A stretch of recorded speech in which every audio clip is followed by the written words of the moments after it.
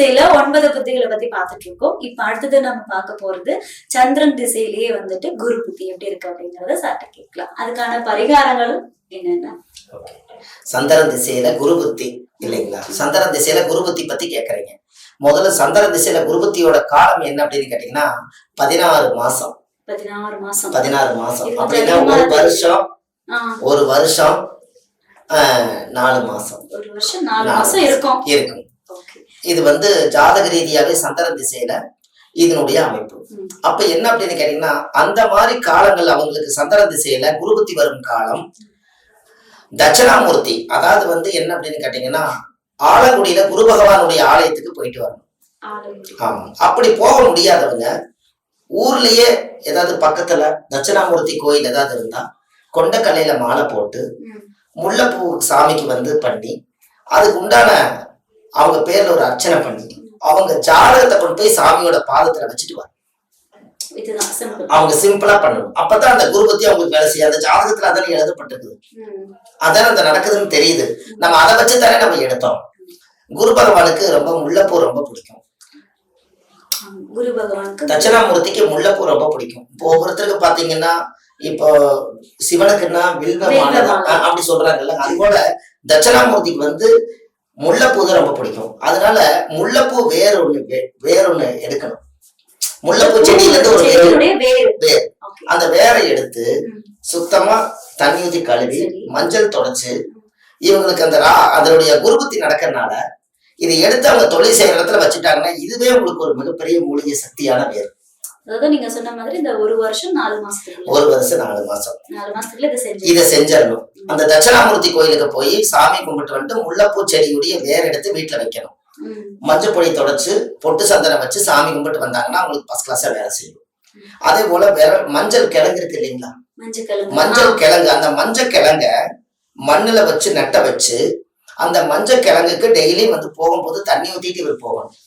வெளியில போகும்போது ஆமா, அதை வளர்த்திக்கிட்டே இருக்கணும். அந்த குருபுத்தி இவரை வளர்த்திக்கிட்டே வந்து என்ன தடை இருந்தாலும் உடைச்சிரு, எதுவா இருந்தாலும் ஒரு மங்களகரமா நடக்கட்டுங்கன்னு சொல்றாங்கல்ல. அப்ப அதுக்கு காரணம் வந்து மங்களகரமா இருக்கிறதுக்கு முதல் மஞ்சள் அரிசி உருவாக்குறதுக்கு முதல் மஞ்சள் கிழங்கு வளர்ந்தா தானே எல்லாம் நடக்கும். மஞ்சள் அப்படின்னாலே ஸ்டார்டிங் நல்ல ஒரு விஷயத்துக்கு இவங்க ஏதாவது வெளியூர் பிரயாணம் போறதா இருந்தா அவங்களுக்கு வந்து பொதுவா சந்திரன் திசையில குருபுத்தி நடக்கிறவங்க விரல் மஞ்சள் இருக்குது இல்லைங்களா? விரலி மஞ்சள், அந்த விரலி மஞ்சளை இவங்க பாக்கெட்ல போட்டு போனாலே குரு கூட வராது என்று பொருள். ஆமா, இதெல்லாம் நீங்க ஆக்டிவேட் பண்ணணும். அந்த காலத்துல நவகிரகங்களோடவே வாழ்ந்தாங்க எல்லாமே. இப்ப நீங்க நான் சொல்றது எல்லாமே வீட்லயே இருக்குது. அதனால அதெல்லாம் ஒரு காலத்துல அது இயற்கையாவே இவங்க அறியலினால அதை சப்போர்ட் பண்ணுச்சு. இப்ப அதெல்லாம் இவங்ககிட்ட இல்ல, பூராமே பாஸ்ட் போட்டு வந்துருச்சு இல்லைங்களா? அதனால அந்த மாதிரி பொருள்கள் அதிகமா இருக்குது. அந்த பழைய காலத்து பொருள் ராகி, கம்பு, சோளம், மஞ்சள் எல்லாமே அந்த காலத்துல இருந்துச்சு இல்லைங்களா?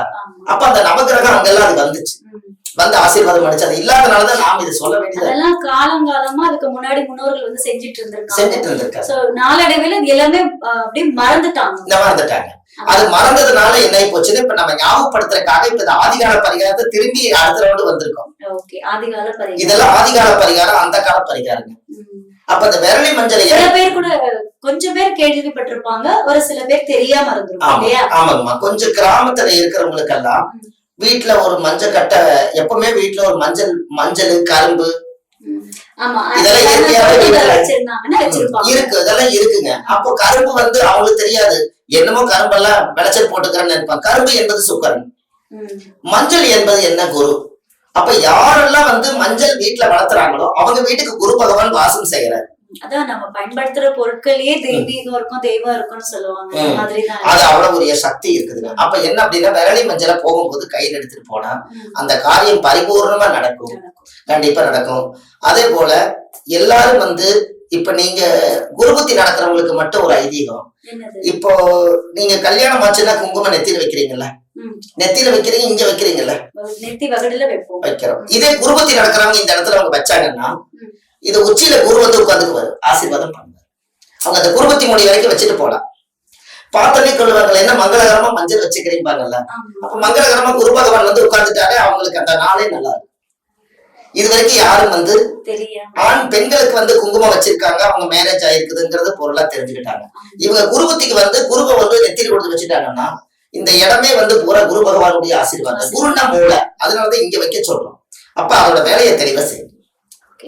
இங்க குங்குமம் வைக்கிறதுக்குன்னா ஒரு காரணமும் அதுவும் தெரிஞ்சு, அதுவும் காரணம். ஆமாங்க. இப்ப அந்த காலத்துல அதெல்லாம் இருந்துச்சு. இப்போ அந்த காலத்துல மங்களகரமா பேசுங்க, மங்களகரமா இருக்குன்னு சொல்லும் போது ஊர்ல சந்தனம், அதாவது வந்து ஊர்ல ஒரு சந்தனம் எடுத்து ஒரு முதல் வந்து வெத்தலைவாக்கு மாத்திட்டாலே இவங்க மாறுல சந்தனம் இதெல்லாம் பூசிக்கிறாங்கல்ல, மஞ்சள் சந்தனம் எல்லாம் பூசிக்கிறாங்கல்ல, நிச்சயம் வச்சுட்டா ஒரு வெத்தலைவாக்கு மாத்தும் போது இதெல்லாம் பண்றாங்க. அப்ப என்னன்னா அந்த பொண்ணுடைய கலையில ஒரு திருமணம் என்பது ஒரு திருவிழா, அது ஒரு மங்களகரமா இருக்கிறதுக்கு அந்த மஞ்சள் எல்லாம் முன்னாடி வந்து நிற்கும்.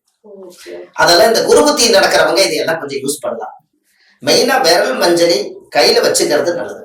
அதுக்கு எடுத்துட்டு அது ஸ்ட்ராங் கெட்டியா இருக்கு இல்லைங்களா, ஒரு பொருள் வந்து நம்ம பாக்கெட்ல வச்சுக்கலாம், இல்ல ஒரு மஞ்சள் துணியில முடிச்சு சோப்புல வச்சுக்கலாம், இல்லாட்டி பர்ஸ்ல வச்சுக்கலாம். இது அது ஒரு மூலிகை, உயிருள்ள மூலிகை.